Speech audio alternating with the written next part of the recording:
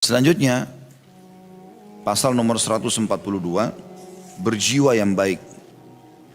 Bahwa ia mendengar Muadz bin Abdullah bin Hubayb al-Juhani meriwayatkan dari ayahnya, dari pamannya radhiyallahu anhu majma'in, bahwa Rasulullah SAW pernah keluar menemui para sahabat dan pada diri beliau, maksudnya diri Nabi SAW, waktu pas Nabi lagi keluar kepada mereka, maka terdapat bekas air mandi yang pada saat itu beliau dalam keadaan ceria sekali.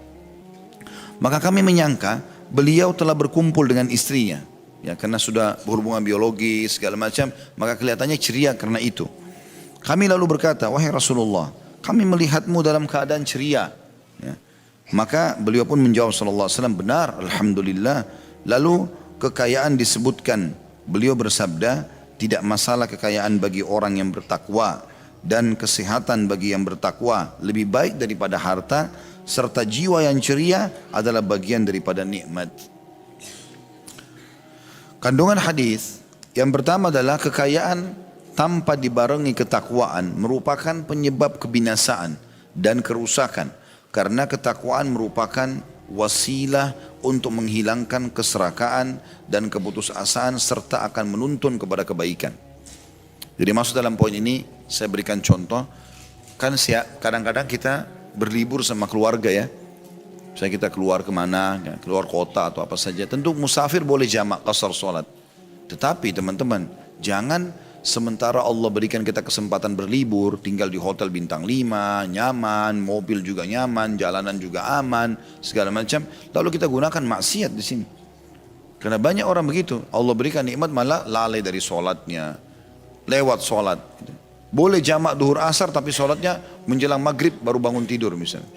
Karena hotelnya nyaman. Atau dia bermain-main sama keluarganya, ya, hal-hal yang mubah tapi sampai lalai dari sholat misalnya. Atau melakukan kemaksiatan. Ya, banyak orang begitu berlibur akhirnya berzina atau melakukan perbuatan-perbuatan haram. Ini semua hal yang bertolak belakang. Harusnya kenikmatan yang sedang ada digunakan dengan ketakwaan. Ya. Makin Allah berikan nikmat, makin soleh dan soleha. Makin rekreasi, makin rajin sholatnya, makin berzikir, makin bersyukur gitu. Jangan diberikan nikmat, Allah uji kita, kemudian kita malah kufur kepada Allah subhanahu wa ta'ala. Ini yang banyak terjadi, ya. Jadi lagi liburan sekolah, ibu-ibunya pakai jilbab besar, bapak-bapaknya pakai kopiah, pergi ke kolam renang, ya. Memperlihat-lihat auratnya orang. Terus sholat di sebelah kolam renang. Dari mana mempertemukannya ini? Yang penting sholat, bukan yang penting sholat. Masalahnya di sebelahnya ada perempuan telanjang, laki-laki telanjang dan seterusnya. Bagaimana bisa kita sedang menikmati liburan tapi diikuti dengan kemaksiatan? Gak bisa. Jangan begitu. Allah tidak melarang kita menikmati. Allah nyuruh kita berjiwa yang tenang, menghibur diri kita, ya, istirahat. Karena Nabi SAW mengatakan, ya, dirimu punya hak, keluargamu punya hak. Kita memang begitu, meluangkan waktu. Tapi pada yang halal, akhi dan ukhti. Jangan pada yang haram gitu kan. Jangan lagi liburan malah mabuk-mabukan, malah narkotika, malah segala macam. Akhirnya tabrakan karena mabuk dan seterusnya. Wa na'udzubillah. Gunakan liburan-liburan hal yang mubah itu untuk menenangkan jiwa, menghibur, menghilangkan kepenatan, iya. Tapi pada hal yang diikuti dengan ketakwaan. Makin baik gitu loh. Ajak liburan tuh anak-anak pergi ke rumah anak yatim. Ajak pergi kemana, masjid sholat. Tetap pergi. Jadi tetap berada di koridor yang benar gitu. Ya. Kemudian yang kedua, kesehatan yang dibarengi ketakwaan. Kalau tadi kan kekayaan, harta. Yang kedua ini kesehatan dibarengi ketakwaan akan membantu seseorang untuk melakukan kewajiban beribadah. Dan kesehatan tanpa kekayaan lebih baik daripada kekayaan yang kosong dari ketakwaan. Ini sebagaimana sabda Nabi tadi. Artinya kalau ada orang miskin tapi sehat, itu jauh lebih baik.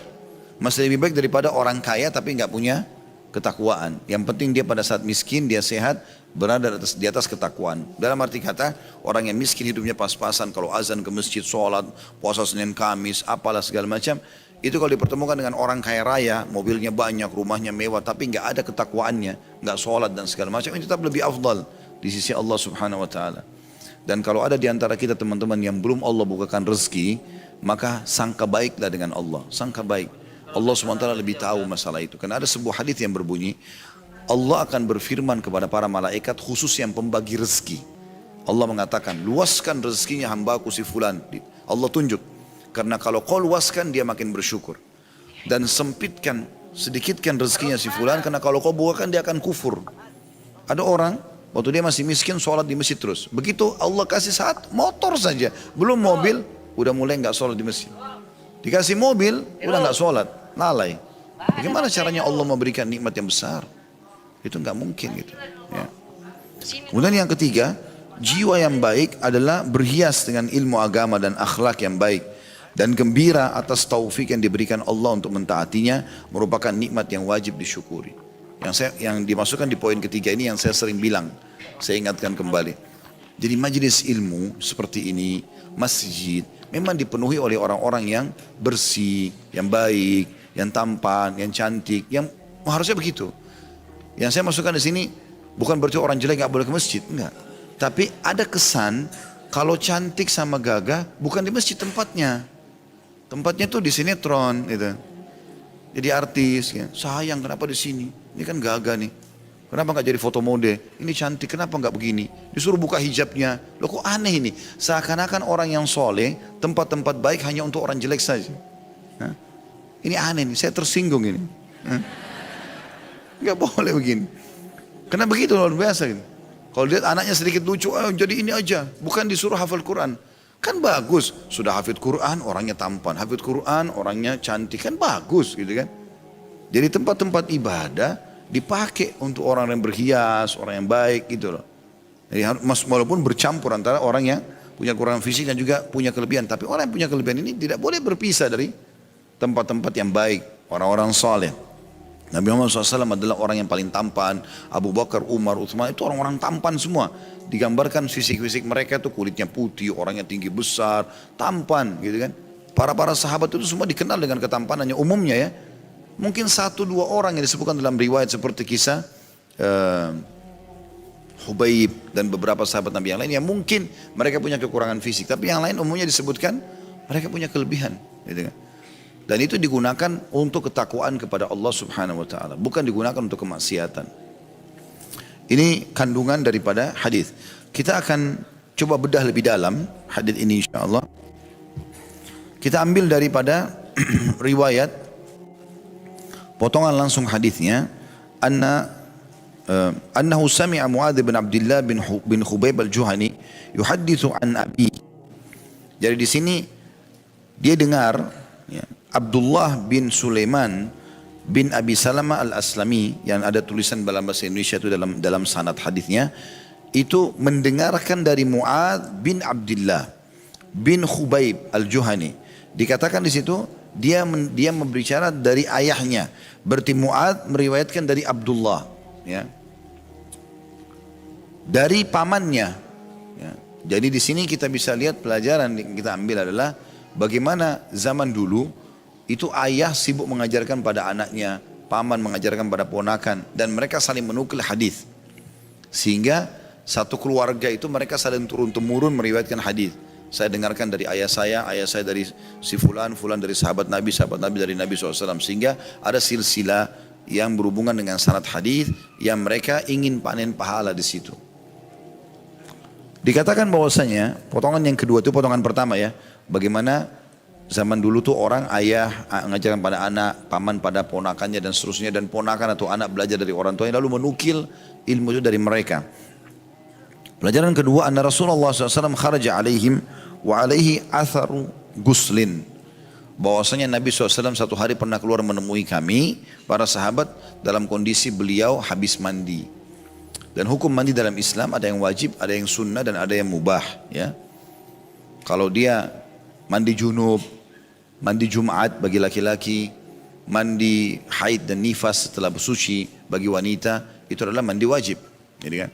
Dan tidak boleh kita ada pilihan dalam masalah, kita wajib mandi. Kalau tidak berdosa tentunya ya. Kemudian ada mandi yang hukumnya sunnah dan ada yang mubah. Di sini sunnah sama mubah itu sebenarnya tinggal rincian para ulama. Asal hukumnya mandi mubah, boleh dikerjakan tidak dapat pahala, ditinggalkan tidak berdosa gitu kan.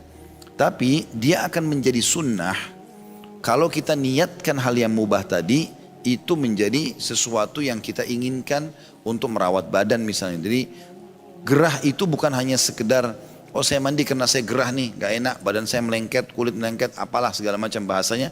Enggak, bukan cuma itu. Memang saya mandi karena saya niatkan Allah mendatangkan rasa gerah ini supaya merawat badan yang Allah amanahkan. Itu akan berubah jadi sunnah, jadi pahala. Makanya saya mengajak teman-teman sekalian dan tuntut diri saya terlebih dahulu, kita bisa mengubah banyak hal yang mubah menjadi sunnah, hanya dengan niatnya. Seperti makan, minum mubah. Kita kalau kerjakan tidak dapat pahala, kita kalau tidak makan pun tidak masalah gitu kan, bebas, kita diberikan kebebasan tergantung. Tapi tentu orang kan memenuhi kebutuhannya. Tapi dia bisa ubah hal mubah itu menjadi sunnah, jadi pahala. Dengan cara dia niat makan untuk memberikan nutrisi pada tubuhnya yang sedang Allah berikan rasa lapar, rasa haus. Dengan niat merawat jasad yang Allah amanahkan jadi pahala. Kan gitu. Itu juga dengan mandi ya, dan seterusnya. Nah mandi ini ada hukum seperti itu. Ada yang wajib, ada yang sifatnya sunnah dan bisa mubah atau mubah berubah menjadi sunnah. Juga dari potongan ini kita ambil pelajaran, dianjurkan dalam Islam untuk sering mandi atau mandi, gitu kan. Dan ini mungkin tentu alhamdulillah kita di Indonesia sudah tidak asing ya. Kita sering mandi pagi dan sore, sehari 2 kali gitu kan. Tetapi ada hadis Nabi, walaupun ini masalah wudhu ya, tetapi Nabi pernah sebutkan angka mandi di situ.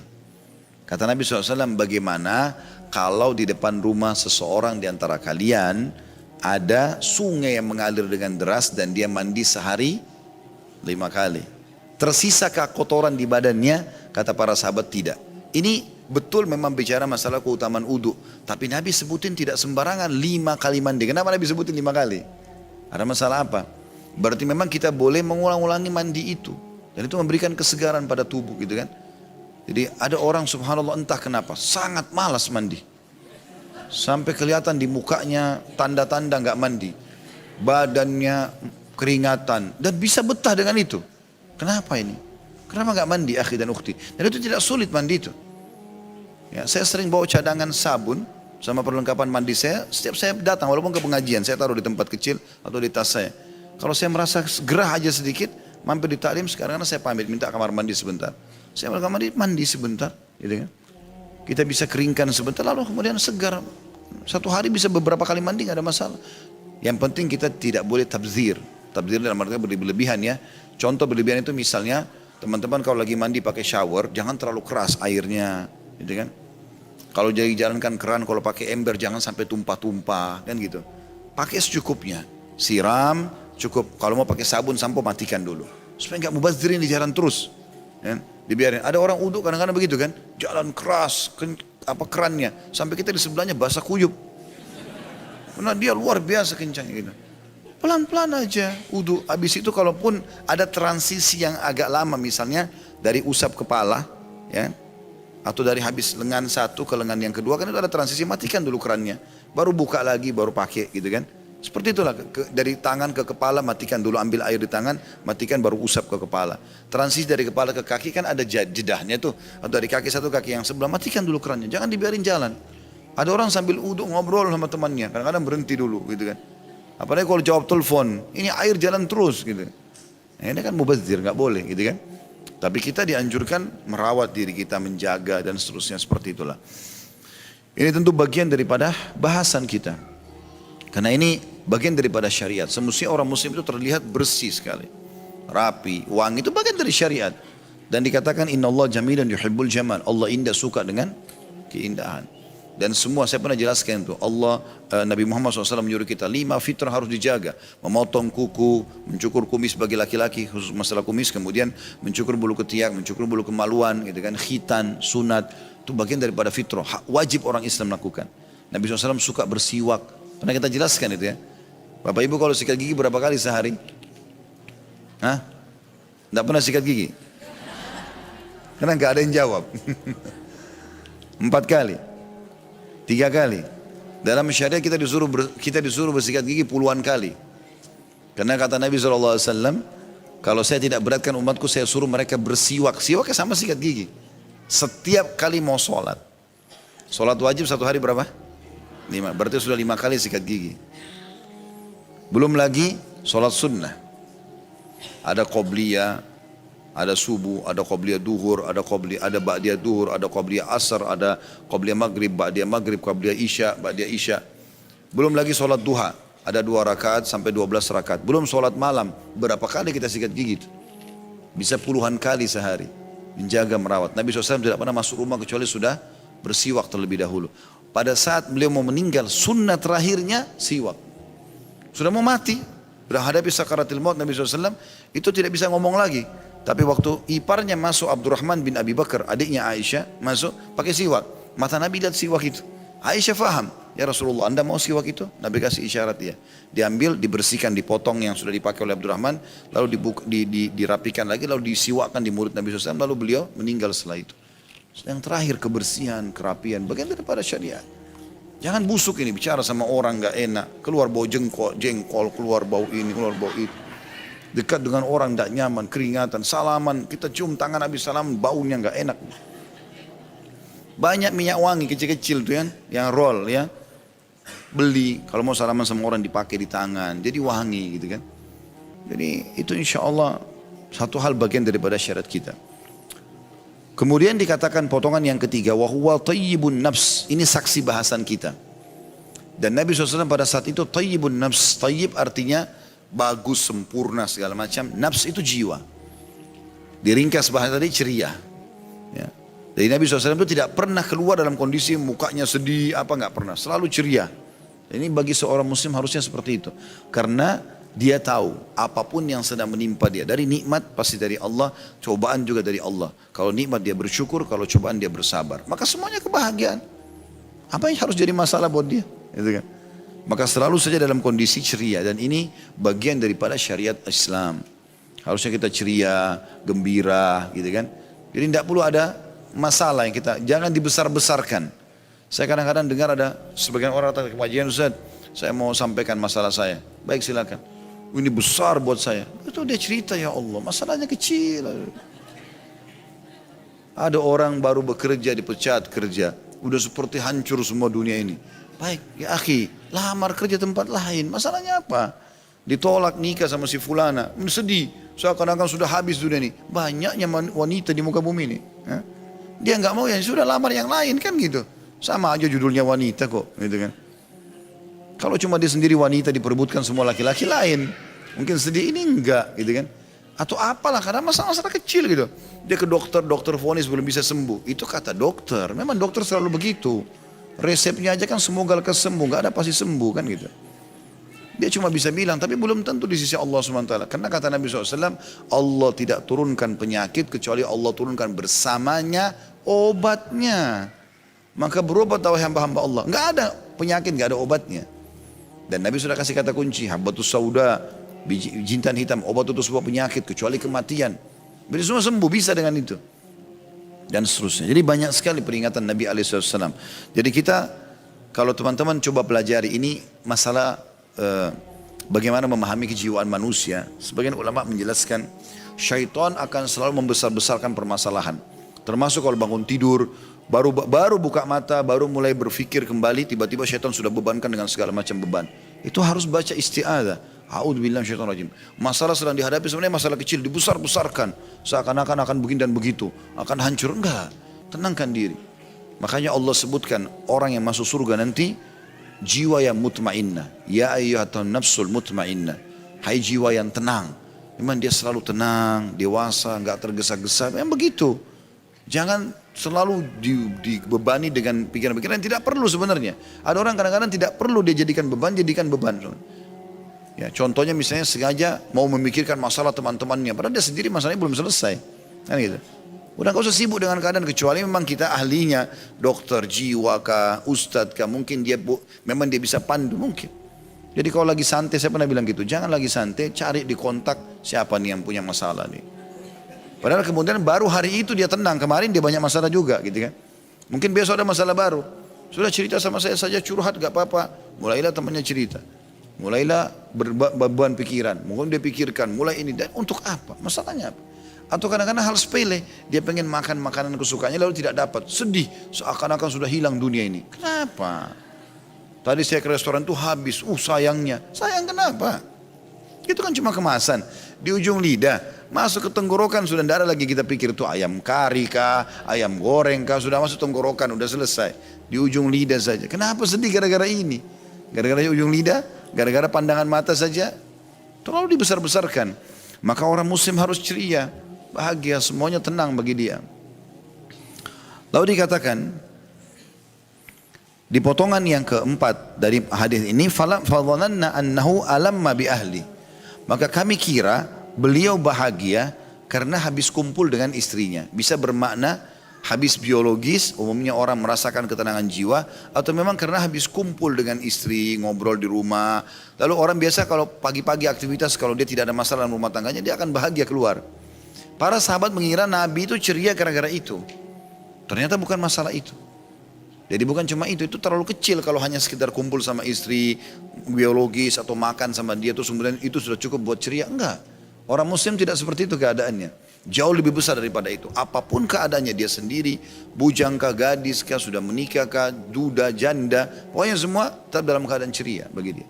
Karena dia selalu mengetahui bahwasanya Allah Subhanahu wa taala memiliki yang terbaik buat dia. Tadi hadis sebelumnya, dia punya tempat tinggal saja, dia sehat di badannya, dia punya makanan itu sudah luar biasa, dia seperti raja dunia.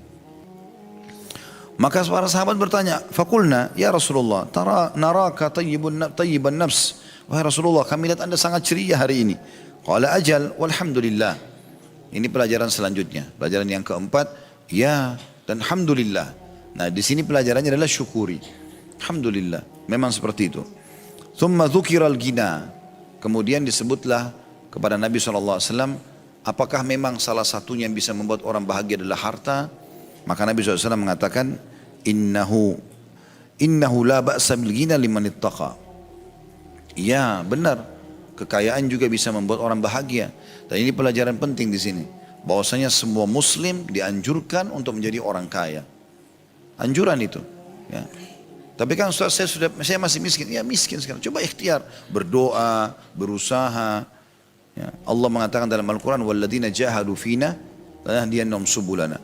Orang yang berusaha menempuh jalan-jalan kami, maksudnya juga diantaranya adalah memahami hukum agama, diantaranya juga mencari rezeki yang halal. Kami akan pandu dia ke jalan-jalan kami. Coba ikhtiar, berusaha. Gitu kan. Allah SWT akan bisa mengubah keadaan orang kalau dia memulai mengubah dirinya sendiri. Kalau tidak, maka tidak akan berubah. Ya, dia misalnya maaf jual gorengan, lalu dia mengatakan sudahlah cukup dengan ini, saya jual gorengan saja. Dia tidak punya tumuh, tidak punya keinginan untuk maju misalnya. Ya sudah, begitu saja berarti. Tapi kalau dia tumuh itu punya keinginan besar, dan ini boleh dalam syariat. Tamak terhadap rahmat Allah boleh, rahmat Allah. Tidak boleh tamak pada apa yang ada pada orang lain. Orang lain sudah menikah sama si fulan, atau punya rumah di komplek ini, atau punya mobil. Tidak boleh kita tamak dengan itu rezeki Allah kasih. Tapi tamak dengan rahmat Allah, minta supaya Allah berikan kesehatan tambahan, harta tambahan, keturunan tambahan, itu semua boleh, bagian daripada syariat. Namanya tumuh. Tumuh itu maksudnya punya keinginan untuk selalu sukses dan maju. Umar bin Abdul Aziz rahimahullah berkata, waktu beliau jadi gubernur Madinah, beliau lalu didatangi oleh sebagian orang yang menceritakan kisah itu. Dia mengatakan, aku ini termasuk laki-laki yang punya tumuh yang besar. Maksudnya punya angan-angan yang besar, ingin selalu menjadi orang yang lebih baik. Dan itu boleh dalam syariat. Dan aku berharap aku bisa menjadi khalifah satu waktu. Angan-angannya menjadi khalifah.